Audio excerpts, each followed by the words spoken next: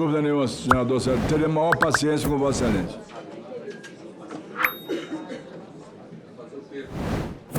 Presidente, restabelecer meu tempo ali. Já falei para 30 já. Restabelece o tempo do senador Sérgio Moro. Presidente, primeiro quero cumprimentar aqui o indicado, o ministro Jorge Messias, e as perguntas que faço fazem parte do processo. Por favor, o pessoal do lado que está falando alto, por favor, vamos parar. Vou ter que mandar a Polícia Legislativa esvaziar. As minhas indagações fazem parte do processo Sabatina e tem várias questões aqui que eu gostaria de colocar.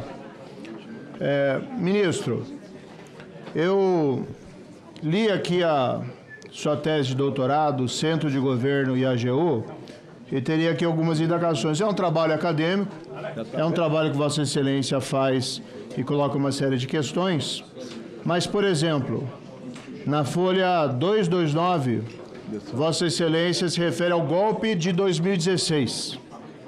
Eu gostaria de saber o que o senhor quer dizer com esse golpe de 2016, se é relativo ao impeachment da presidente Dilma. E essa indagação, a meu ver, é importante, ministro, porque nós temos várias pessoas aqui na composição dessa comissão que votaram a favor do impeachment e têm uma opinião diferente em relação àquilo que aconteceu. O senador Davi, inclusive, o senador Pacheco, votaram a favor desse impeachment. Na folha 230, ministros, Vossa Excelência fala do papel do Judiciário no combate à desinformação. Aberto o painel, pode votar. Inclusive, Vossa Excelência fala em sentido favorável à resolução do TSE 23714, que foi aquela resolução que regulou as eleições naquele período. É claro que todo mundo é contrário à desinformação no período eleitoral, mas, no entanto, aquela resolução, a aplicação dela, gerou uma série de críticas. Por exemplo, quando a oposição, agora a oposição foi proibida de fazer uma relação entre Lula e Maduro, que haveria alguma relação especial entre eles, e depois os fatos, até posteriormente à eleição, confirmaram que haveria essa proximidade entre ambos. Qual é o nível de intensidade que Vossa Excelência entende da possibilidade aí de atuação do Supremo, do Poder Judiciário, no controle da desinformação? Vossa Excelência, por exemplo, proibiria que fosse feito esse relacionamento entre Lula e Maduro na eleição de 22 ou mesmo nessa nova eleição?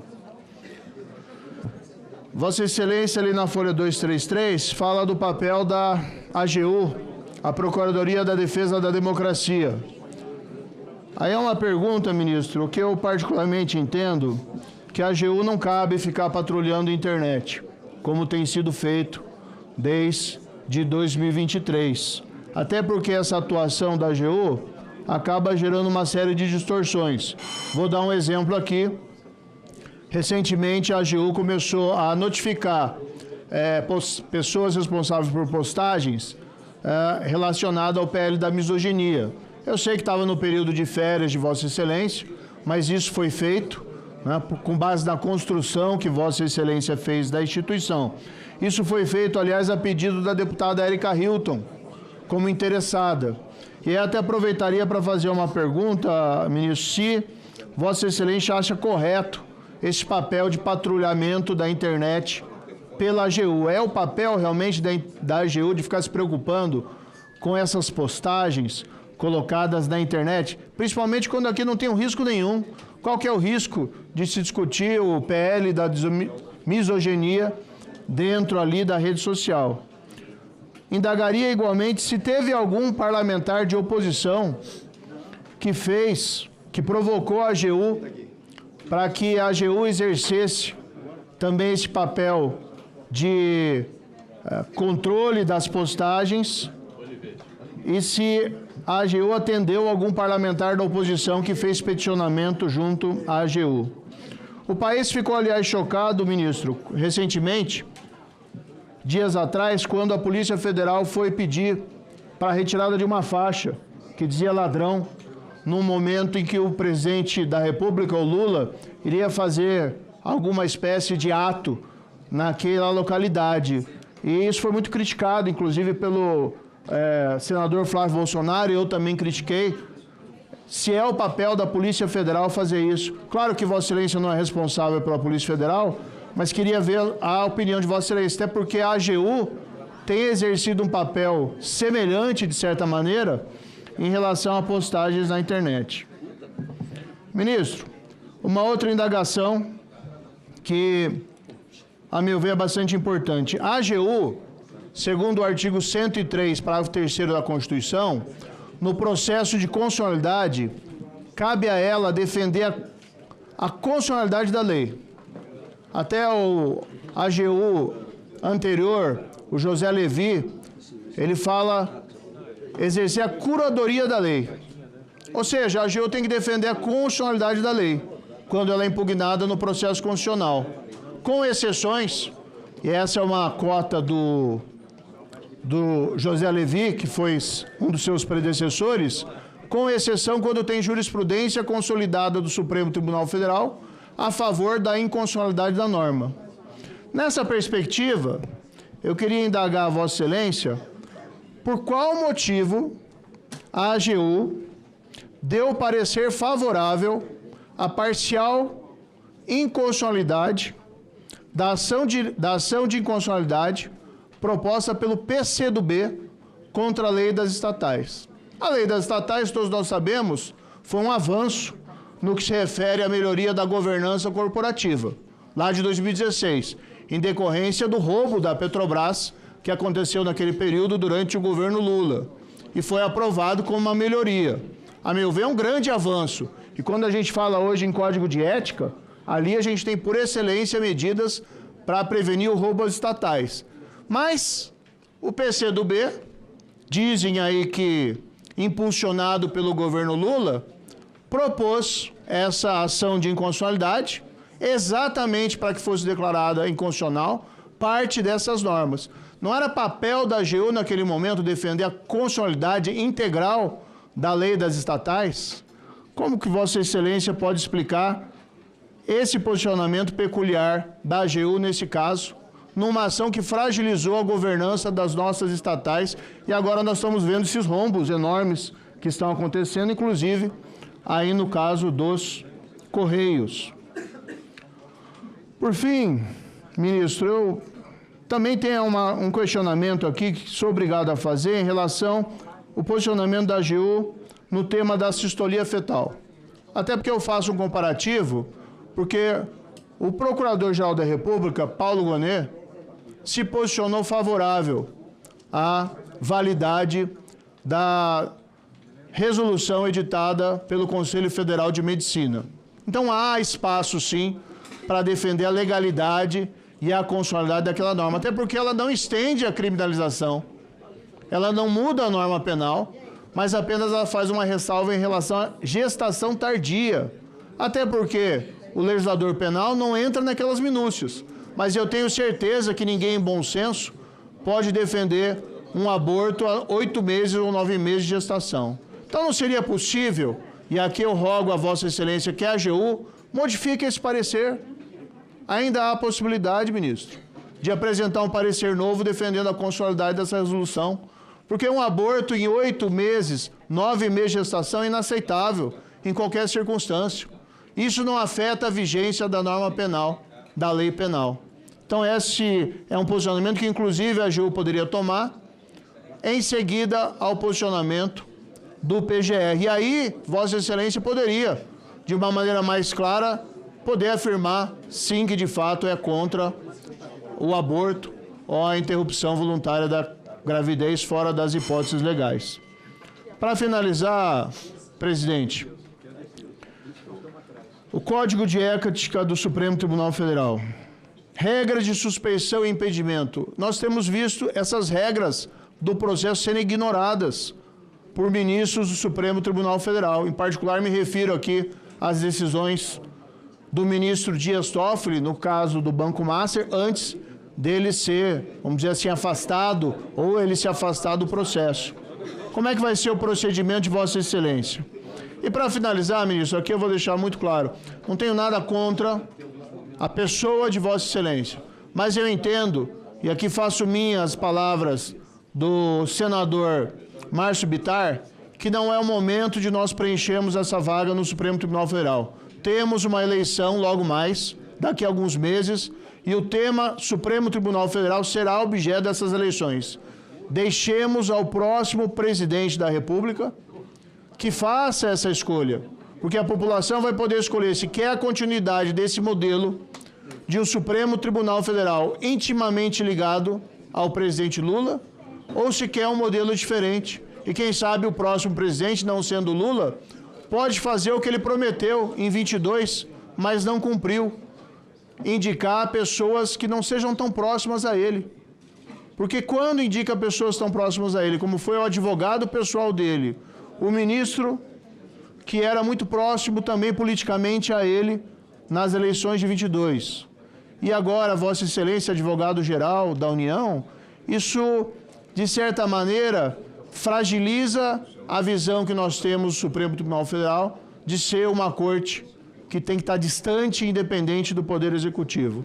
Por isso, né, como disse, nada pessoal em relação a Vossa Excelência, tem essas questões que são importantes, a meu ver, serem respondidas, mas entendo que não é o momento do preenchimento dessa vaga ao Supremo Tribunal Federal. Muito obrigado, presidente. Parabéns.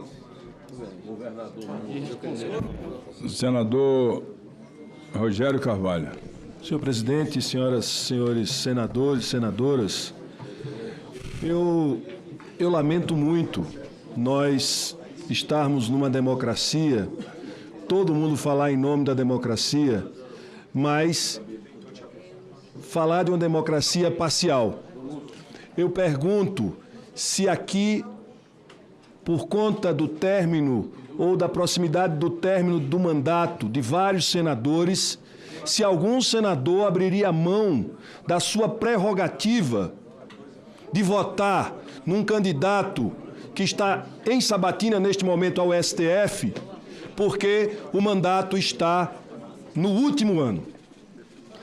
Quando a gente fala em democracia e quando a gente fala no voto popular, se a gente acreditasse de fato, quando eu falo a gente, a totalidade, a maioria, eu acredito que concorda e defende essa democracia, o povo delegou poderes plenos a um presidente da República por 4 anos. E ninguém tem o direito de levantar suspeição sobre a autoridade de um presidente eleito pela vontade popular, pela maioria dos brasileiros. Isso, sim, é o que nós vimos em 8 de janeiro e antes do 8 de janeiro de 2023. O desrespeito. Vilipendiaram a nossa democracia e vêm aqui, nesta comissão, falar em coitadinhos. Não existe coitadinho para aqueles que agridem o Estado democrático de direito, a democracia e o respeito às liberdades efetivas que o povo exerceu ao escolher um presidente da República. Nós não podemos achar isso normal e normalizar esse tipo de atitude no parlamento. Num parlamento onde as pessoas são eleitas. Num parlamento em que as pessoas deveriam estar aqui respeitando a supremacia do voto e da vontade popular. Eu fico extremamente indignado. Não é com raiva, é com indignação. Porque no discurso todo mundo é democrático, mas ao se manifestar, revelam o seu autoritarismo intrínseco, imanente a uma forma de pensar o Brasil e as instituições. Então, eu quero aqui me dirigir ao sabatinado Jorge Messias, que com certeza eu creio na sua aprovação, porque Vossa Senhoria hoje aqui demonstrou com as suas palavras qual deve ser o papel de um magistrado, de um juiz da Suprema Corte. De um juiz da Suprema Corte que tem que ter como elemento não a sua vontade pessoal, não a sua posição política, ideológica construída ao longo da história, que todos têm, Porque alguns vêm aqui e tentam passar a ideia de que são desprovidos de ideologia. Todos têm a sua ideologia.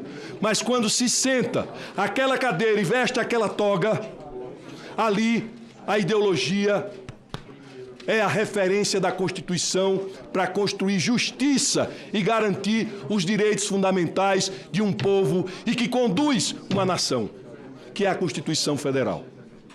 Portanto, eu acredito que este Senado não vai incorrer no erro, mais um erro, de praticar a antidemocracia ou a agressão à democracia com este argumento falho, fraco, de que Vossa Excelência foi indicado e que a indicação... Por quê? Porque esse presidente não é o da vontade que eles queriam impor pela força. Porque este presidente foi imposto pela força do povo, do voto popular. Que esse discurso não prevaleça neste momento, porque estaria este Senado reforçando aquilo que nós vimos com o questionamento das eleições, aquilo que nós vimos na tentativa de um golpe, e mais, na tentativa de praticar um homicídio contra o presidente eleito, contra o vice-presidente e contra o presidente do Tribunal Superior Eleitoral. E não foi só uma tentativa, foi o ato de destruir os símbolos da República. O Congresso Nacional, o Poder Judiciário e a Presidência da República, que não é de Lula nem de ninguém, é do povo brasileiro, é do Brasil.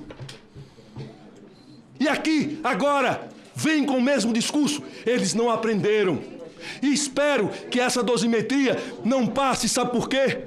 Porque se passar essa dosimetria, passará qualquer coisa por debaixo dessa ponte. Este rio vai continuar querendo desvirtuar uma democracia grande como é o Brasil. Nós estamos dando exemplo no mundo.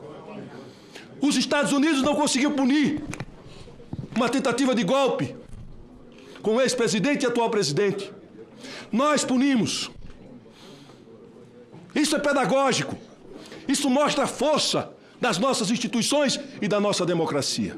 E, por fim, eu quero dizer que a vossa indicação e que a aprovação do vosso nome vai trazer para o STF maturidade, experiência, competência. Vossa Excelência não estará lá a serviço nem da CIA, nem do FBI, nem de interesses externos ao Brasil que tentaram destruir a nossa economia. Todos os grandes campos da nossa economia foram atingidos, sabe por quê? Porque hoje nós seríamos a maior indústria da construção civil do mundo. Porque a Petrobras era a quarta empresa petrolífera do mundo. Voltou a ser a primeira da América Latina, mas tudo isso foi atacado, vilipendiado. Porque se exerceu a magistratura com o objetivo de atender interesses escusos externos, subterrâneos. Criou-se fundos para manipular o dinheiro público que deveria ser devolvido ao Estado brasileiro. Portanto, eu acredito que Vossa Excelência, ministro do STF, honrará cada brasileiro e cada brasileira sentado naquela cadeira.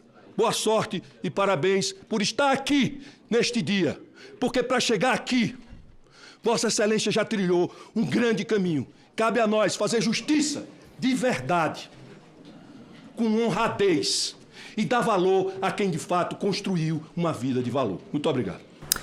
Fala, galera da Folha TV, não se esquece de se inscrever aqui no nosso canal para assistir programas como Folha Notícias Manhã, Folha Notícias Noite, o nosso Folha Entrevista e o nosso Barzinho das Meninas. Muitas coisas bacanas a gente acompanha por aqui e a gente precisa muito, muito do apoio de vocês para nosso trabalho jornalístico, investigativo, de curadoria de conteúdo, com vocês ajudando no nosso Pix, folhademocrata@gmail.com, ou mandando superchats, valeu demais, e os recursos financeiros, tornando-se membro do nosso canal, no nosso curso de jornalismo básico, para você ficar muito bem informado a respeito de tudo. Queridos e queridas, muito obrigado pela presença de todos vocês, vida longa e próspera. Cuidem-se, cuidem dos seus e não esquece de se inscrever aqui na Folha TV. Até mais!